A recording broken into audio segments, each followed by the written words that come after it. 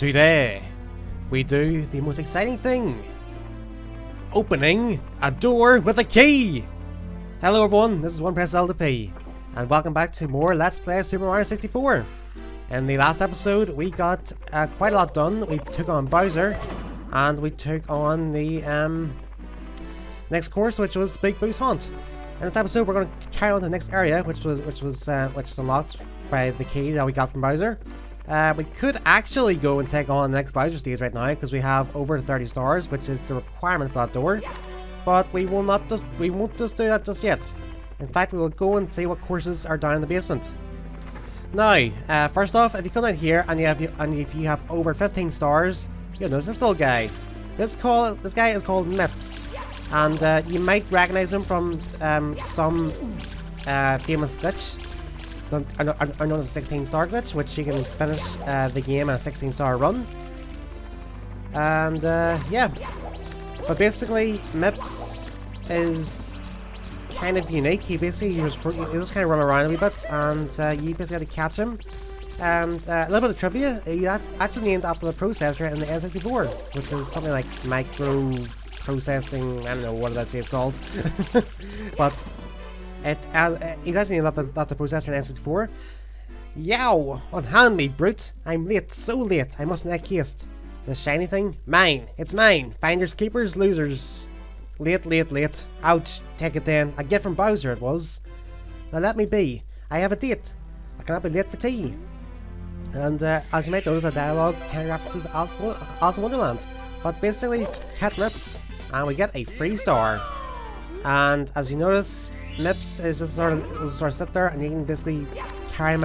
You basically can just lift him up and carry him around, and that is how you exploit the Mips glitch. But I'm not going to show you because I don't really actually do it. I've never really practiced it, so I don't really know how to actually use it. Now, the next course we're going to go to is through here, and this is the next one in chronological order. And you might wonder where it's painting. Well, now we have different ways to get into places. But first off, I want to talk to you. Hold on to your hat. If you lose it, you'll be injured easily. If you do lose your cap, you'll have to find it in the course where you lost it. Oh boy, it's not looking good for Peach. She's still trapped somewhere inside the walls. Please, Mario, you have to help her. Did you know that enemies were inside the walls? Yep, it's true. Bowser's troops are there too. Oh, here, take this. I'm keeping it for you. And yeah, we just got 2 free stars before even starting a level. And we're up to 40 stars. Nice. Okay, and let's now go into the level, shall we? Okay, this is course number 6. It's called Hazy Maze Cave, and this is interesting because there's a pretty big enough area. It basically is a maze, and there's the first star is the swimming base in the cavern, which we want to go take this left path, and you have to do a long jump to get past there. There actually is a ledge link. Yeah, there's actually even a ledge down there, just in case you fall down by accident. But you basically have to get used to your long jumps around this course because there's quite a few different areas like this, and you have to kind of get used to using long jumps. The 100 coin level will require a speed up. Will require a bit of speed up section because they're scattered across the entire level, and the 8 red coins is not really the most opportune start to get that, or to get those 100. Coins, so I'll probably do it at the last star of this level. Now, you might notice a green block there. We'll get that later. But let's just head down here, and this is where we're going to find out what swimming base is. And so we're here. This is called Dorrie, I believe. I might be wrong on that, but I believe it's called Dorrie. That's what you can do. Is whenever you get on Dorrie, you'll notice that it will change direction depending on what way you're facing. If you also do a ground pound, you can basically climb on top of the head. And you'll notice there the star is right in the middle. I'm just going to jump off Dorrie and grab the star. Pretty simple enough. Start to the course, but you will be required to use a lot more long jumps than you're used to if you haven't been using them before. Anyways, the second level is actually about a sub-trope in the 8 red coins format. Usually 8 red coins are always in star number 4, but this time it's star number 2. And as I said, I am not getting the 100 coins just yet. because we haven't really seen all level. I don't really want to show off the level when I'm doing 100. I'm doing 100 normal coins, so I'm just going to show off where these red coins are. So the red coins, you have to basically go up in this area and up to the top here, and you'll see that there is a platform here. Now this platform, if you step an arrow, it'll start moving in that direction. So you basically have to navigate your way around these structures in the air, and also knock yourself into these blocks. It's fairly straightforward. It's not too hard. Just be sure not to crash too long, because if you crash too long, the block will disappear. Oh, I messed up that jump. Those eyeballs are pretty awkward to actually get their blue coins from, I will say. I'm not actually too sure how to actually do it properly, because I don't really think I think I've done it once, maybe twice, but I'm not really too sure how to actually get them properly, because there's so little space to actually spin around them. I think you can do it on the platform, but it requires some serious coordination. Here we go. We want to just jump over that whenever we get to this, and there are 4 coins which you can obtain by using this elevator, or by using this well, it isn't really an elevator, I suppose. It's more of a floating platform, I suppose. Once you do that, we can head back to where we came from. Probably would have been faster for me to just jump off, actually, but yeah, we're almost there anyways. We want to get over that hole over here, and you can see your attack missed there. I wonder if I can do a long jump to that. Yeah, probably should. Yep, good. We'll jump over to this pole, and we're going to go into another elevator, or not elevator. It's more of a floating platform, not really an elevator. I just want to track those and get by these black dots. Now these black dots can be a bit misleading because they actually are the same object for a different enemy in the game, which we have not really seen yet. Actually, have we seen it? I don't think we have actually, but I'll just I'll point it out whenever I see it next time I notice. But yeah, the rest of the red coins basically on this track, and you just want to ride this platform across to get the rest of the red coins. Now I'm not doing the 100 regular coins because we have not seen all this level yet. This is a pretty dense level actually. It's pretty big and it's separated into mostly separate areas. But once we do that there, we get the star down below, and I wonder if I landed on it. Nowhere near it. Let's grab a star, and there's star number 2.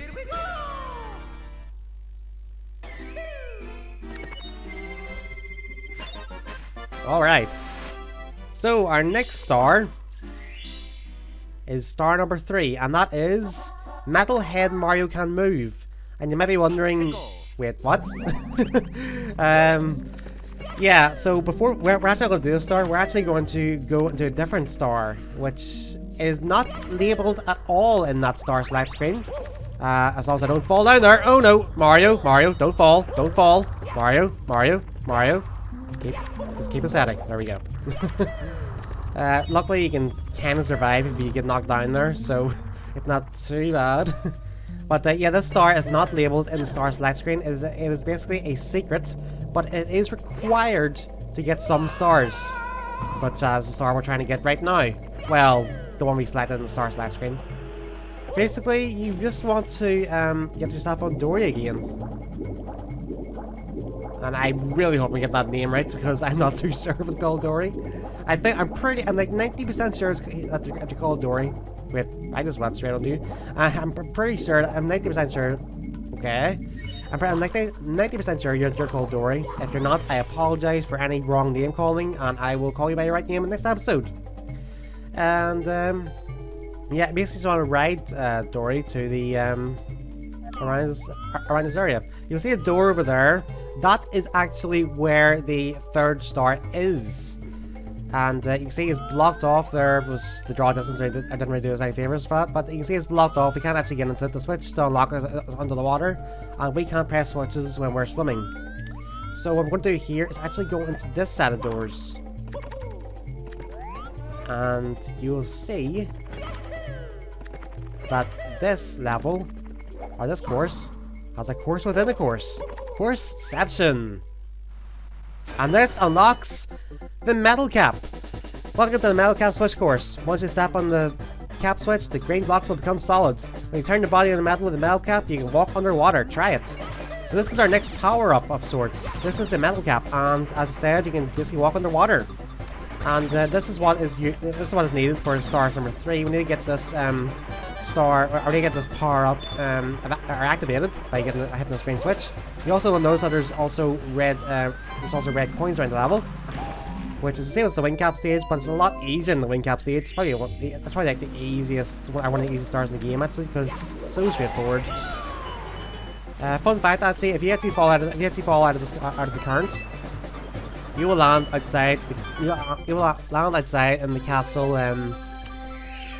The moat. Jesus, I couldn't get that actual word. I had to get the actual word to pop into my head. Yes, you will land outside in the castle moat. That's where the waterfall actually comes out of, I suppose. So I guess there's some sort of interconnectivity between the levels and the structure of the castle. But once you have unlocked that, we can now do star number 3 is proper now, which is Metalhead Mario can move. Now, you'll also notice we also have a metal cap right at the start of the level. Basically, the metal cap is also nice because you're completely invincible, apart from fall damage. But enemies can't hurt you at all, and you have a nice metallic power-up song. A power-up song. I think it's like unique to metal cap actually.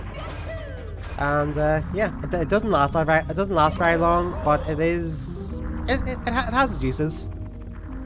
And you'll see what type of use it has here once we get down into here. I prefer just dropping off that new ground pound because I can be bothered waiting on that elevator going down. But now we can actually access this the metal cap there. I can't get words in my head right now. We have to access the metal cap there, and we can basically follow this sort of path down here to the switch, which I said we could not activate in the last star, or well, the last time we were in here. And that opens up the gates for where we need to go. And you see the star right over there. All we need to do is just do 2 consecutive long jumps, like such, and there's our star. Fairly straightforward.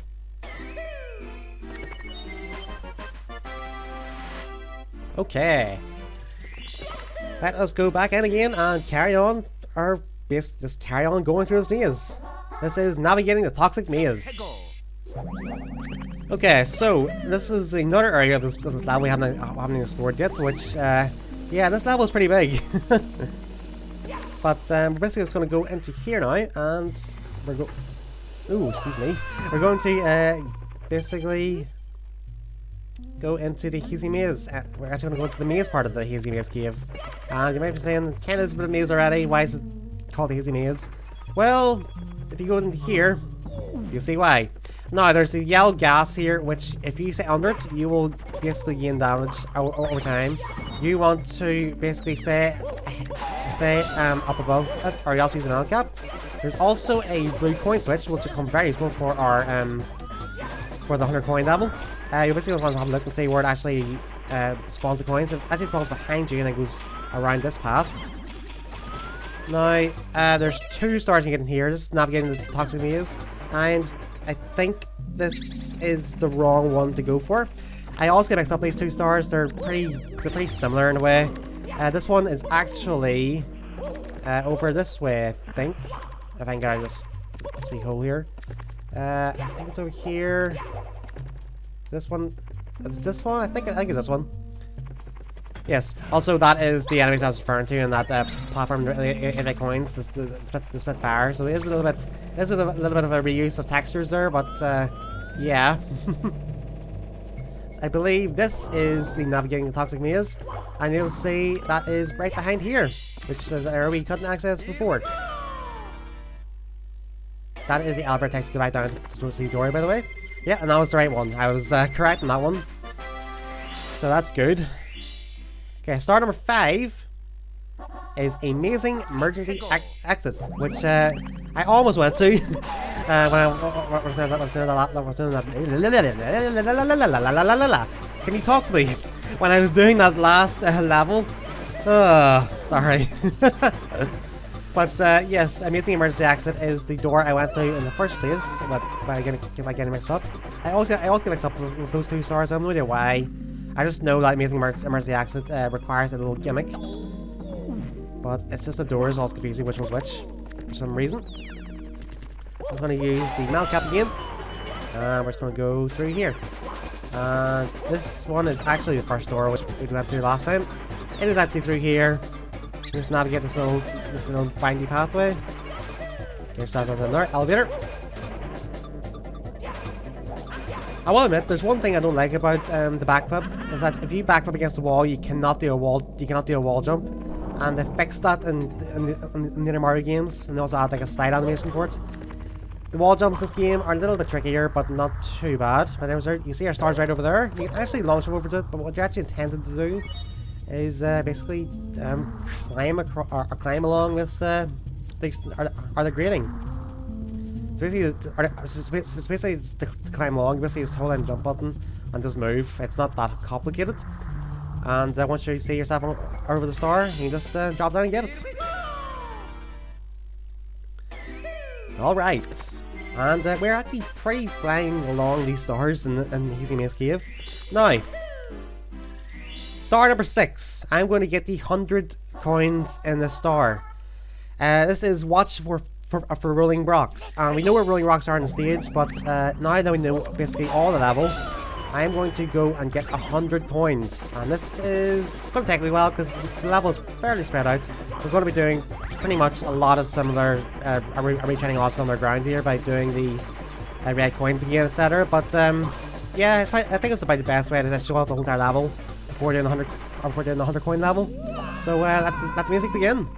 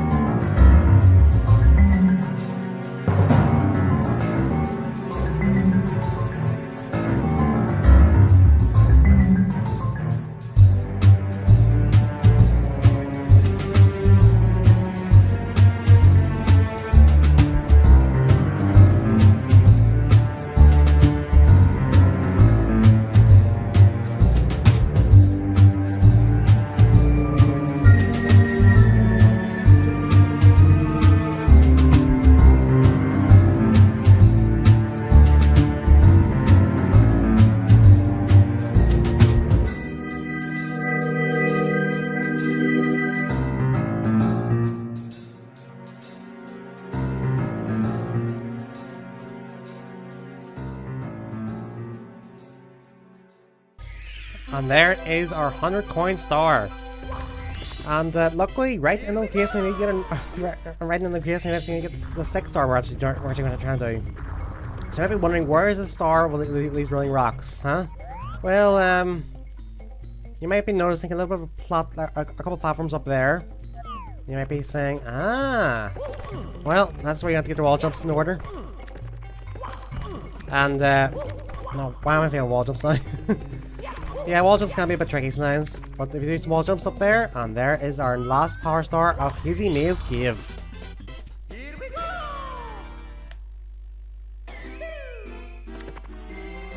Now, that was a pretty successful episode. We got a bunch of stars. Yeah, I'll probably leave it off for this episode. And I will see you guys next time when we take on the next course in numeric order. So, this has been One Press LP, and I will see you guys later. Bye!